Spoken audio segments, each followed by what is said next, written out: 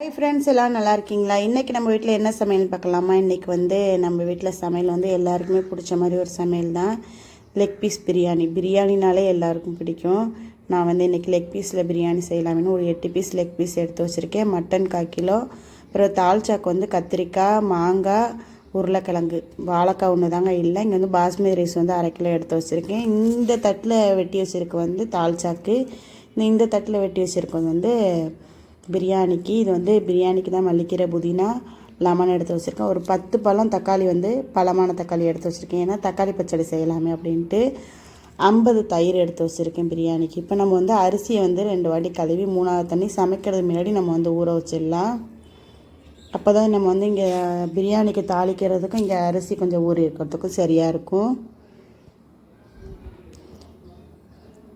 இந்த அரிசி கழுவுற தண்ணி நல்லா சத்தாக இருக்கும்ல, அதனால் சரி செடிக்கு ஊற்றினா செடி நல்லா வளருமே அப்படின்னு சொல்லிட்டு நான் என் கிச்சனில் இருந்த மணி பிளான்ட்டுக்கே நான் ஊற்றிட்டேன். நீங்கள் எந்த செடிக்காக இருந்தால் அந்த செடிக்கு நீங்கள் எப்போதுமே நீங்கள் அரிசி தண்ணியை ஊற்றுங்க, கழுவுற தண்ணியை. இப்போ நம்ம பிரியாணி தாளிச்சிடலாம். கோல்டு வின்னர் நான் 50 ஊற்றிக்கிறேன்.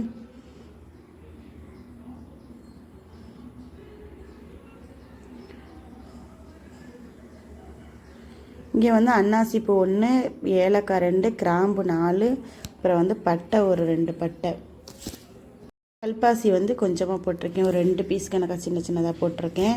இப்போ இங்கே நம்ம பட்டை கிராம்பு எல்லாம் பொரிஞ்சதும் நம்ம வெங்காயத்தை சேர்த்துடலாம். வெங்காயம் பிரியாணிக்கு நார்மல் சைஸில் ஒரு 6 வெங்காயம் எடுத்துக்கிட்டேன். நீங்கள் 1/2 கிலோவுக்கு பல்லாரி வெங்காயமாக இருந்துச்சுன்னா 2 எடுத்துக்கேன். நாங்கள் பல்லாரியில் சின்னதில் 6 எடுத்திருக்கேன். இது நல்லா கோல்டன் ப்ரௌன் ஆகிற அளவுக்கு நல்லா வதங்கட்டும்.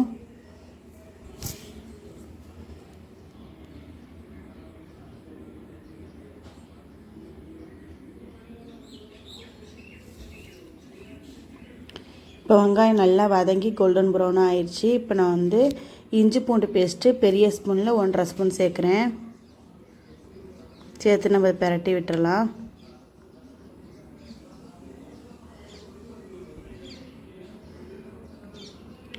இப்போ மல்லிக்கீரை நார்மலாக அப்படி கையில் எடுத்தால் ஒரு கைப்பிடி கணக்காக மல்லிக்கீரை கொஞ்சம் போடுறேன். அதே மாதிரி புதினா கொஞ்சம் போடுறேன்.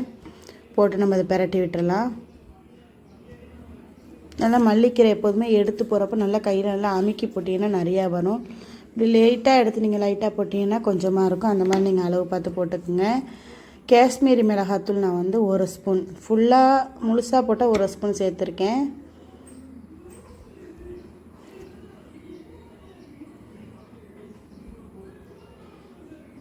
பச்சை மிளகாய் 4 பச்சை மிளகாய் போடணும். தக்காளி பழமான தக்காளி நார்மல் சைஸில் ஒரு 5 தக்காளி எடுத்துக்கிட்டேன். அதை நீல வாக்கில் வெட்டி நான் போட்டுட்டு நம்ம பிரட்டி விட்டுறலாம்.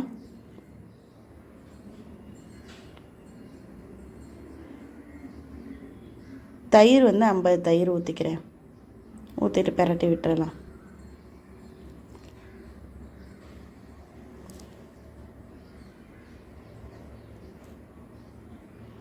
இப்போ பிரியாணிக்கு தேவையான அளவு நான் உப்பு சேர்த்துக்கிறேன். உப்பு சேர்த்துட்டு நம்ம அதை பிரட்டி விட்டுறலாம்.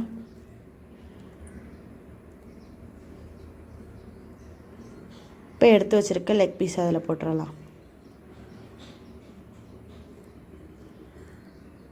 நீங்கள் சிக்கன் பீஸாக எடுத்து வச்சுருந்தீங்கன்னா இந்த மாதிரி நீங்கள் எடுத்து போட்டுக்குங்க.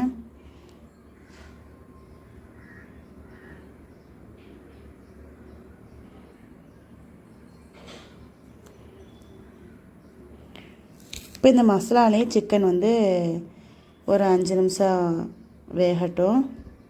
நம்ம அதை பிரட்டி விட்டுறலாம். மசாலா எல்லா சிக்கன்லேயும் படுற அளவுக்கு பிரட்டி விட்டுனா அப்போ நல்லா அந்த உப்பு மசாலா எல்லாமே நல்லா பிடிச்சிருக்கும்.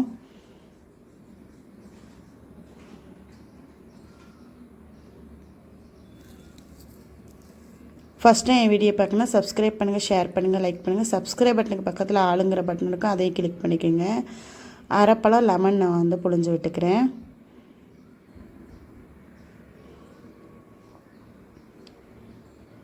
இப்போ நம்ம தண்ணி எவ்வளோ அளந்து வச்சுருக்கோம்னா, நீங்கள் படியில் ஒரு படி நீங்கள் அரிசி எடுத்தீங்க அப்படின்னா 1.5 படி தண்ணி நீங்கள் எடுத்துக்குங்க.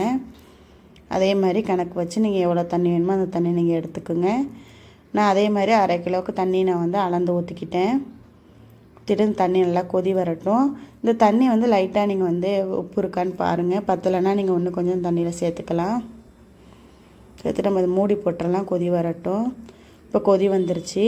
இப்போ நம்ம அரிசியை வந்து வடிகட்டி இந்த அரிசியை நம்ம சேர்த்துடலாம்.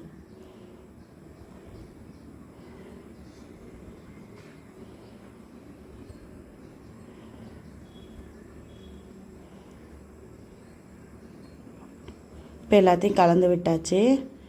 இப்போ நம்ம திரும்பி மூடி போட்டுடலாம்.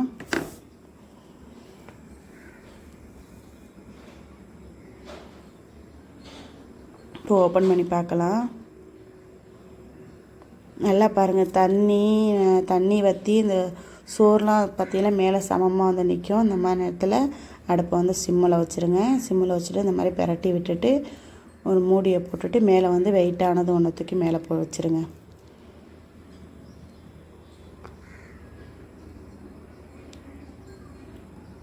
தோசைக்கல் பழைய கல் இருந்துச்சுன்னா கூட அந்த தோசைக்கல்லை அடுப்பில் வச்சுட்டு அதுக்கு மேலே கூட அந்த சட்டியை தூக்கி நீங்கள் வச்சுக்கோங்க.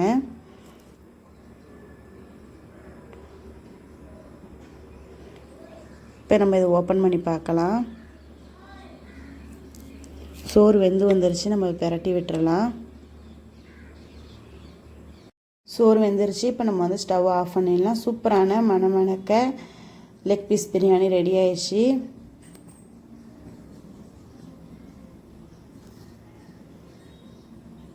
இப்போ நம்ம மட்டன் தால்ச்சா எப்படி வைக்கிறதுன்னு பார்க்கலாம். துவரம்பருப்பு வந்து 50 சேர்க்குறேன். அதே மாதிரி கடலைப்பருப்பு 50. இப்போ நம்ம இதை கழுவிக்கலாம். கழுவியாச்சு. நம்ம எடுத்து வச்சுருக்க மட்டன் இதில் போட்டுடலாம்.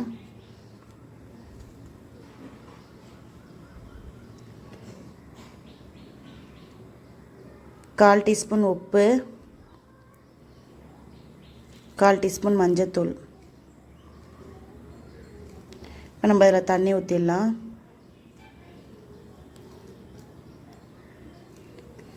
இஞ்சி பூண்டு பேஸ்ட் வந்து ஒரு 1/2 ஸ்பூன். இப்போ நம்ம குக்கர் மூடி போட்டுடலாம். இப்போ நம்ம வந்து அங்கே பருப்பு வந்து வேகட்டும். அதுக்குள்ளே நம்ம இங்கே வந்து தால்ச்சாக்கு வந்து தாளிச்சிடலாம். கொஞ்சமாக ஆயில் சேர்க்குறேன். 5 ஏலக்காய். வெங்காயம் வந்து பல்லாரி வெங்காயத்தில் சின்னதில் வந்து ஒரு 5 வெங்காயம் நான் வந்து எடுத்து இதில் போட்டுக்கலாம். போட்டு நம்ம பிரட்டி விட்டுறலாம்.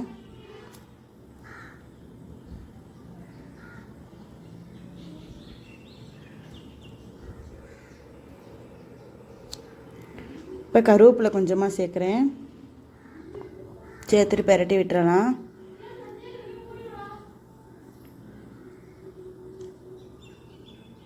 பச்சை மிளகாய் வந்து 2 பச்சை மிளகாய்.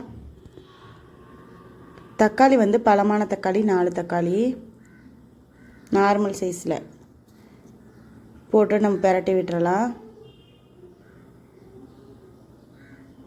இப்போ தால்ச்சாக்குங்க வந்து நான் வந்து காயெல்லாம் வெட்டி எடுத்து வச்சுக்கிட்டேன். இப்போ வெங்காய தக்காளி கொஞ்சம் வதங்கி வரட்டும்.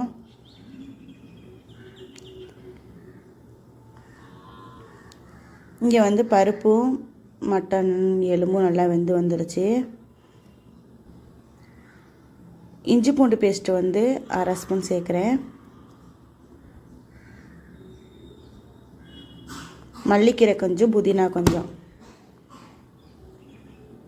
சேர்த்து நம்ம பிரட்டி விட்டுறலாம்.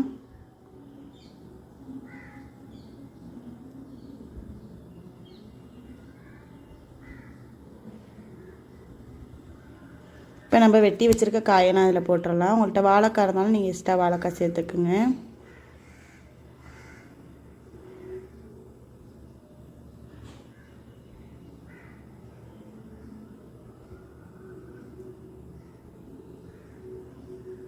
இப்போ எல்லா காயும் போட்டாச்சு. இப்போ நம்ம வந்து மசாலா சேர்க்கலாம். 1/2 ஸ்பூன் மஞ்சத்தூள்,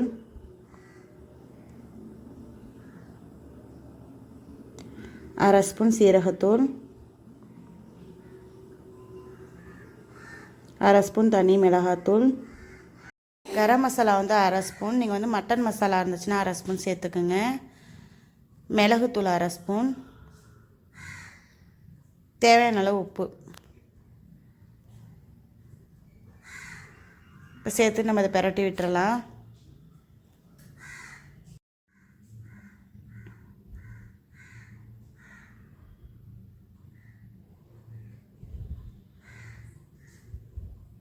இப்போ நம்ம அதில் தண்ணி சேர்க்கலாம்.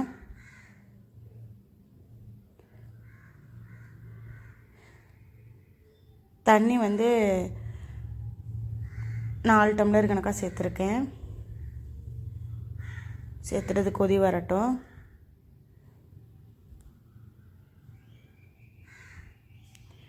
இப்போ கொதி வந்துருச்சு.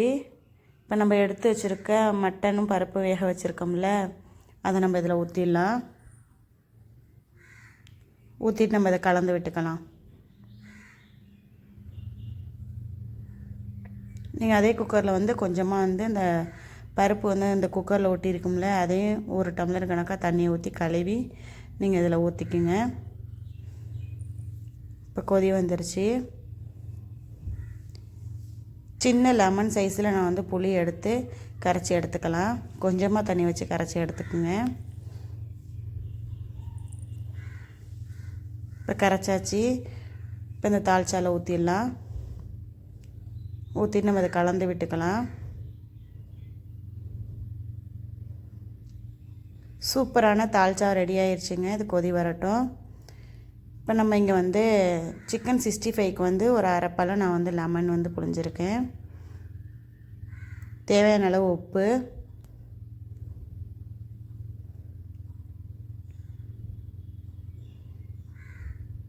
இஞ்சி பூண்டு பேஸ்ட் 1/2 ஸ்பூன்.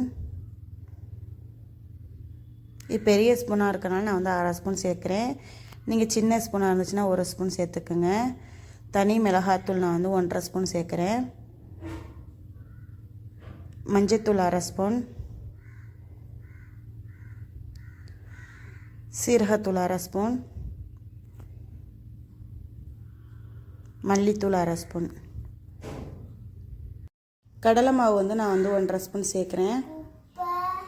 நீங்கள் சிக்கன் அதிகமாக எடுத்துக்கிட்டீங்க அப்படின்னா நீங்கள் வந்து 2 ஸ்பூன்லேருந்து 3 ஸ்பூன் வரை சேர்த்துக்கலாம். பச்சரிசி மாவு 1 ஸ்பூன், ரெட் கலர் பொடி கொஞ்சம். இப்போ நம்ம அதை பிரட்டி விட்டுறலாம். 3 ஸ்பூன் தண்ணி விட்டு அதை நம்ம அதை பிரட்டிக்கலாம்.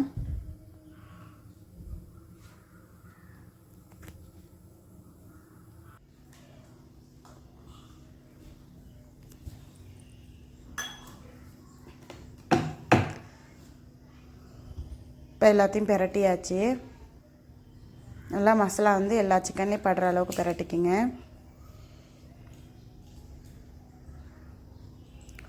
ஒரு 10 நிமிஷம் சென்று நம்ம வந்து இந்த சிக்கனை பொரிச்சிடலாம். சிக்கனுக்கு தேவையான ஆயில் ஊற்றிக்கிறேன். நல்லா எண்ணெய் சூடு வந்து நம்ம சிக்கனை போட்டுடலாம்.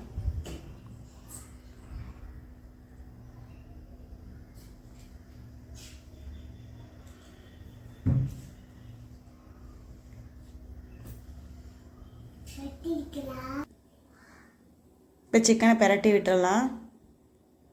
அடுப்பை வந்து சிம்மில் வச்சுட்டு சிக்கன் பொரிங்க. அப்போ தான் நல்லா உள்ளெல்லாம் வெந்து வரும். நம்ம வந்து ஸ்பீடாக வச்சுட்டோம் அப்படின்னா சீக்கிரம் வந்து பொரிஞ்சது மாதிரி இருக்கும், ஆனால் வேகாத மாதிரி இருக்கும். இப்போ 2 சைடு சிக்கன் நல்லா வெந்து வந்துருச்சு. இப்போ நம்ம இதை எடுத்துடலாம்.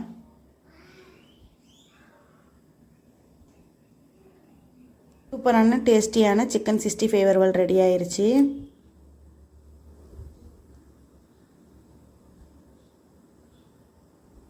இப்போ சிக்கன் பொரிஞ்சதை நான் இப்போ எடுத்தாச்சு. இப்போ தக்காளி பச்சடி எப்படி வைக்கலான்னு பார்க்கலாம். தக்காளி வந்து பழமான தக்காளி 10 தக்காளி எடுத்துக்கிட்டேன். நான் வந்து குக்கரில் வச்சோம்னா கொஞ்சம் சீக்கிரமாக ஆயிருமே அப்படிங்கிறனால குக்கரில் வைக்கிறேன். நீங்கள் வந்து பாத்திரத்தில் நம்ம வந்து தனியாக வேக வச்சோம்னா கொஞ்சம் டைம் ஆகும். அதனால் நான் வந்து குக்கரில் வைக்கிறேன். 2 ஏலக்காய் போட்டுக்கிட்டேன். இந்த மாதிரி உப்பு வந்து லைட்டாக அந்த மாதிரி கையில் எடுத்து போட்டுங்க. நம்ம ஸ்பூனில் போட்டோம்னா கொஞ்சம் அதிகமாகிடும். இப்போ இதில் வந்து 1/2 டம்ளர் தண்ணி சேர்த்துட்டு நம்ம இதை வேக வச்சிடலாம். நான் வந்து 3 விசில் விட்டு எடுத்துக்கிட்டேன்.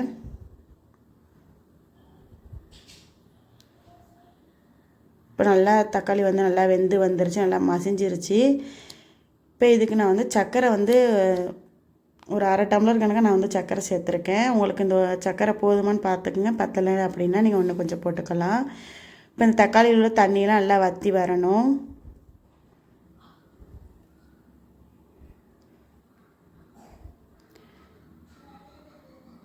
இப்போ அங்கே கொஞ்சம் வற்றி வந்துருச்சு. இப்போ நம்ம இங்கே வந்து முந்திரி பருப்பு தாளிச்சிடலாம். இப்போ கொஞ்சமாக நான் வந்து நெய் சேர்த்துட்டு முந்திரி பருப்பு கொஞ்சமாக சேர்க்குறேன். சேர்த்துட்டு லைட்டாக பொரிஞ்சால் போதும். இங்கே தக்காளி பச்சடி நல்லா வந்து தண்ணியெல்லாம் நல்லா வற்றி வந்துருச்சு. இப்போ நம்ம தாளித்து வச்சுருக்கோம்ல, இப்போ நான் அதை வரும்போது இதில் ஊற்றிடலாம். அவ்வளோதாங்க, தக்காளி பச்சடி ரெடி ஆகிடுச்சு. இப்போ ஸ்டவ் ஆஃப் பண்ணிடலாம். இது பிரியாணிக்கு வச்சு சாப்பிடுங்க, அல்டிமேட்டாக இருக்கும், செம்ம சூப்பராக இருக்கும். பார்த்துட்டு எப்படி இருக்குன்னு கமெண்ட் பண்ணுங்கள். இப்போ நம்ம வந்து வெங்காய தயிர் பச்சடி எப்படி செய்கிறதுன்னு பார்க்கலாம். இப்போ இதுக்கு தேவைப்பட்டால் நீங்கள் வந்து பச்சை மிளகா போட்டுருங்க. நான் வந்து சின்ன பிள்ளை இருக்கேன்னா நான் வந்து பச்சை மிளகா சேர்க்கலை, மல்லிக்கீரை சேர்த்துருக்கேன். தயிர் வந்து தயிர் பச்சடிக்கு வந்து கொஞ்சம் அதிகமாக தயிர் சேர்த்தா நல்லா இருக்குமே அப்படின்னு சொல்லிட்டு நிறையா தயிர் ஊற்றி கொஞ்சமாக உப்பு போட்டு நம்ம இதை பிரட்டி விட்டுறலாம். சூப்பரான நம்ம வீட்டு சமையல் இதாங்க. பார்த்துட்டு எப்படி இருக்குன்னு கமெண்ட் பண்ணுங்கள்.